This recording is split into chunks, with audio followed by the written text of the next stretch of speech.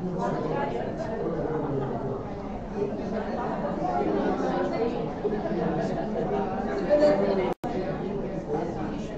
que eu vi, a galera gostou muito desse povo.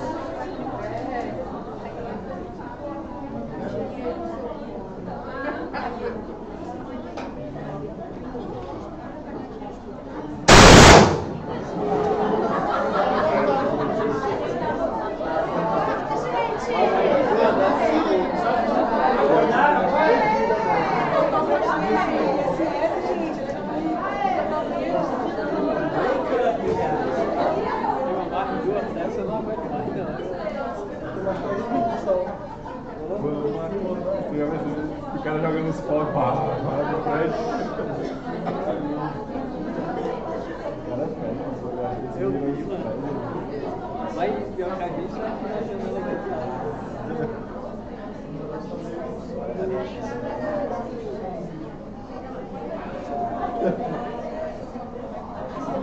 Cada do prédio.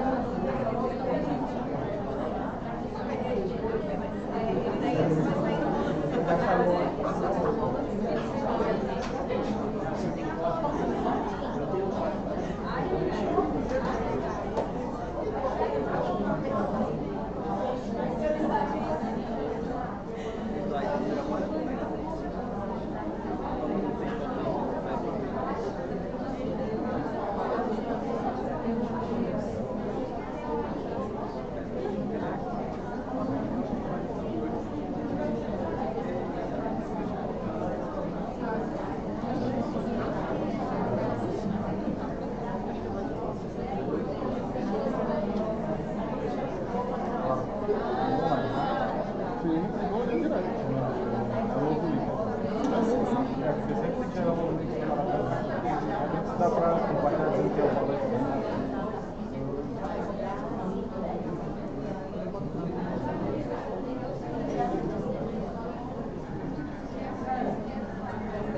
O YouTube ele tem um mecanismo, o celular que a gente está transmitindo vai ficar salvo no canal. Então, se você quiser deixar lá, se quiser monetizar também, é só clicar na monetização do canal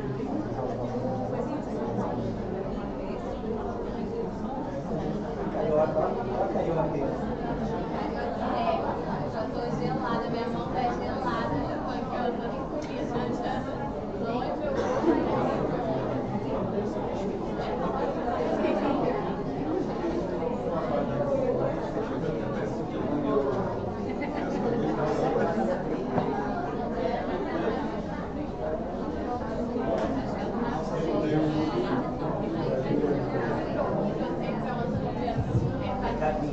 Alright guys, let's begin. We had a little bit of technical problems, but now it's working.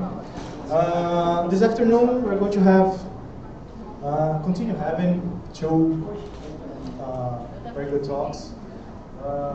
First with Susan. She's going to talk about the bilingual curriculum, how to do it, explaining. I'd like to invite her to start her presentation.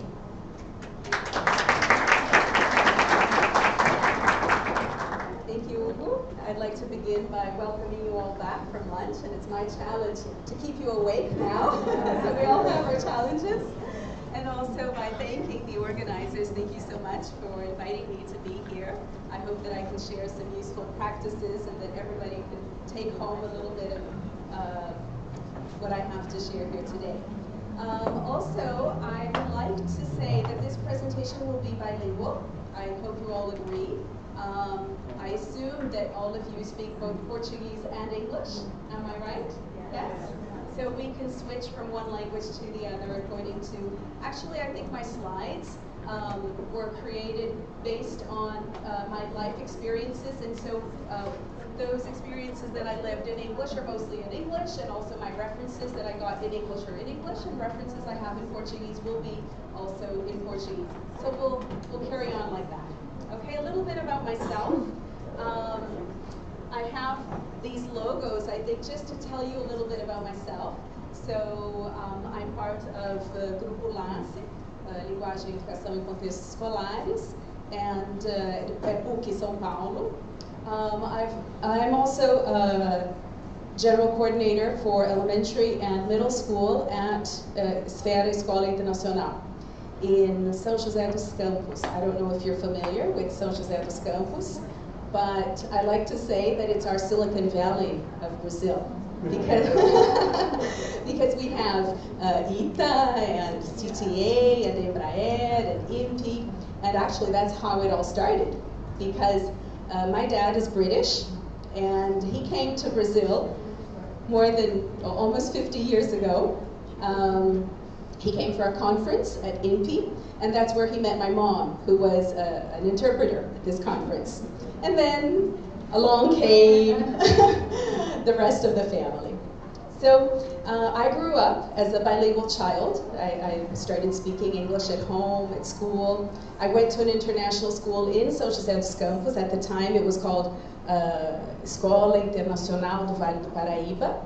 Closed down after, I think in the 70s, and then in the 80s it closed down. And actually, I have had two professional lives, because I started out working with communications, TV, and I was a producer for TV, and I spent 10 years working with television and video. And it was only after my son was born, my oldest son, Pedro, he was born, that I had this calling. I really wanted Pedro to be able to have the kind of education that I had as a young girl. And that's when I started becoming more interested in bilingual education. So Pedro's now 20, and so that's about when I switched And as a family, we moved from São Paulo to São José dos Campos, and that's when the first bilingual schools began in São José dos Campos. So I started at Mater Dei, and then Esfera. I've been at Esfera for 14 years. Okay, so now let's get on with it. Now that you know a little bit about my personal history, let's get on with our presentation. So I've been invited to talk to you about developing a bilingual curriculum. And I'm sure you can do it. But you all come from different backgrounds. This is my story. Now, what is your story? So how many of you work with bilingual education at a bilingual school? And how many of you work with an English program at a regular school? Okay, more. How many of you work with language schools? Quite a few. Okay, and do we have any international schools? Any people here who work at an international school? No, not so common here in Fortaleza. So, okay, maybe room for that. Okay, so we discussed with Carlos a little bit about the difference between the different kinds of schools, right? And Esfera says it's a bilingual and international school. So I like to, I'm not here promoting the school or anything, but I think it's interesting for us to look at the different identities that these schools carry. So we are a bilingual school in a sense that we have the national curriculum in Portuguese and English, but we're also an IB certified school. So we have the International Baccalaureate in PYP, the primary years program, and in MYP, the middle years program. So in that sense, we're an international school because we aim at building international awareness. And we value diversity and intercultural awareness, and so that is what gives us this attribute as an international school. Okay, so now we want to get to what is it that you want your schools to look like? So when we develop a curriculum, there's always something that's guiding us. So we have to look at the big picture. And so in order to look at the big picture, can you pass, Cadiz is my assistant here, thank you very much, special thanks. We have to look at, I remember there was a teacher training course that I was part of, and one of the educators there said that the teachers were, they were like, I'm going to have to say this in Portuguese, I wouldn't even know how to say it in English. Que os professores são os cartógrafos de relevâncias, né? And I remember Jacques Delors also saying, a educação cabe fornecer de algum modo os mapas de mundo complexo, constantemente agitado, e ao mesmo tempo a bússola que permite navegar através dele. So that's, I think, a beautiful quote, and I'd like to start with that, and we can pass on to this next slide.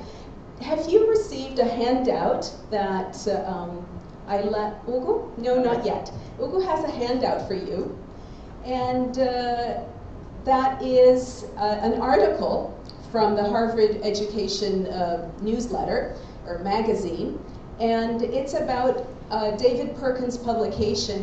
And this is not new. This was, I think, in 2015. He was launching a book. And so this article was to promote the book.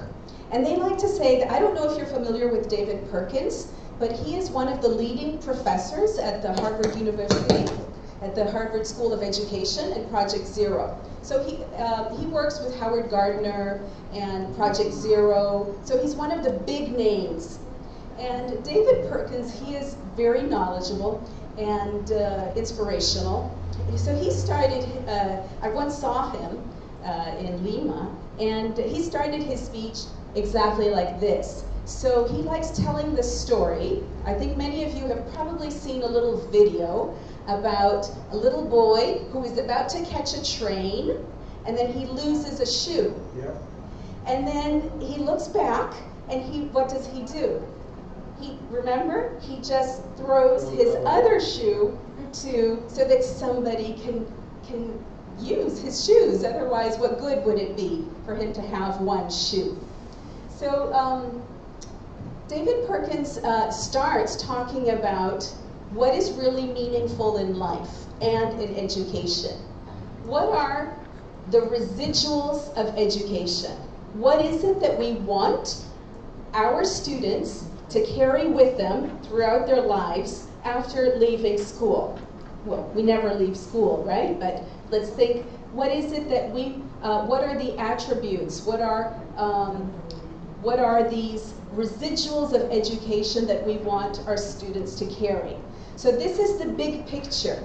So if you could talk to an elbow partner now, an elbow partner is somebody who is at your elbow's reach, okay? The person sitting next to you. Talk to an elbow partner and think about what is it that we want our students to carry from school. Can you do that? You have 2 minutes for that.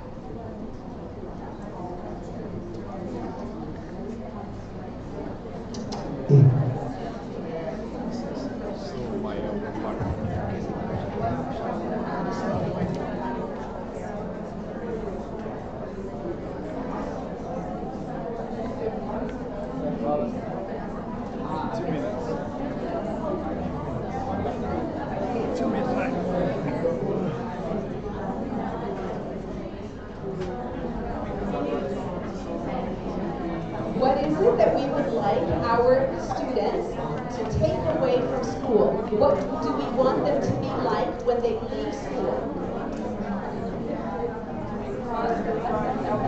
So maybe what are the attributes?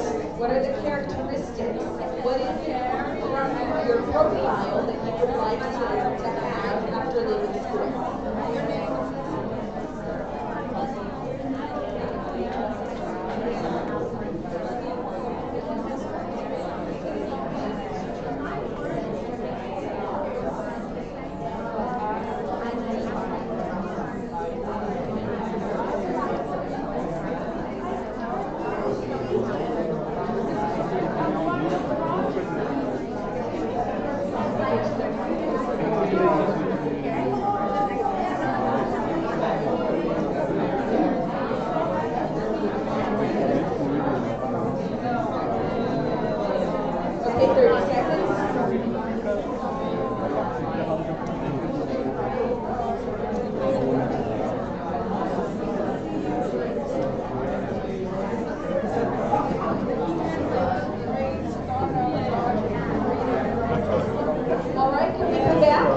Was that enough? Okay, we can't give you too much time, otherwise you're going to start exchanging recipes, and we don't want you to do that. Okay. Those of you who are excited, would you like to tell me, so now choose somebody to come up here. So you were talking to an elbow partner, maybe 2 or 3 people together. So one of you, we're going to do a dominoes now, okay? So this routine is like this. You all come up here and tell me one word that came up in your discussion. Okay, let's line up. Can you, so one, we don't want all 50 of you, but maybe a line of 20 if we, okay, thank you very much for being brave. And now we need people to line up here with one word that came up in your discussion.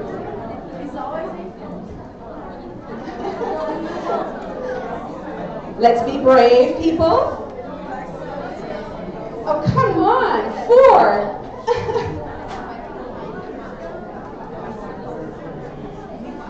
I need somebody to get this on video. Can we get it? Can somebody record this? Okay.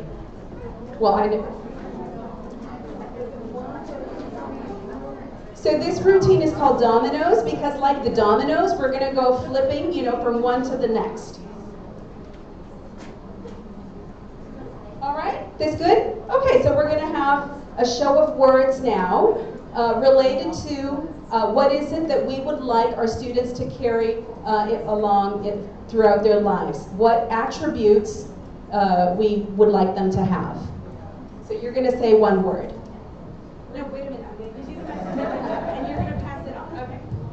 Resilience. Critical thinking.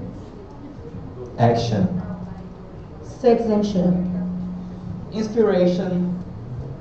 Communication. Resourcefulness. Responsibility.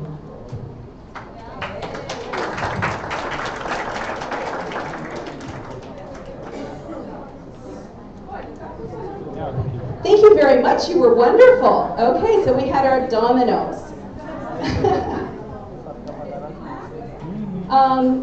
Well, David Perkins, he carried out research along with Ron Richard at Harvard University, and they came up with these words. So I'm sure some of the words that you said will come up here as well. Okay, so all of these words came up. Curious, skeptical, open-minded, imaginative, strategic, adventurous, inventive, original, creative, flexible. Okay, thank you. I'm fine with Chris if you can. Okay, thank you. Metacognitive, questioning, reflective, truth seekers, inquisitive, responsible, risk takers, mindful, considerate, full of wonder. Isn't that beautiful? Independent, compassionate, listeners, balanced. There's one that I would definitely add, which is collaborative. I love that also. Okay, and I think a lot of what was said here is up there. So when we think about bilingual education, we think about creating mobility, repertoire, and agency. I remember at the beginning of the year when I asked a group of teachers at the school where I work at if they were familiar with the term agency. Agência? O que vocês compreendem como agência?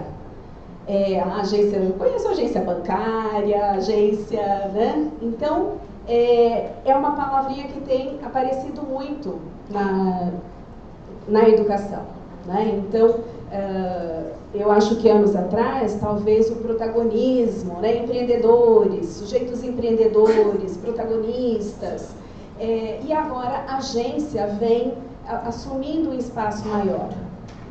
E a gente vai falar um pouquinho sobre isso. Então, como que a educação bilíngue, ela pode desenvolver um repertório que possibilite a mobilidade e a agência de cada indivíduo, né? De cada um. Mas voltando àquela imagem ali, que eu acho interessante, essa imagem, ela pode representar essa mobilidade, né? É uma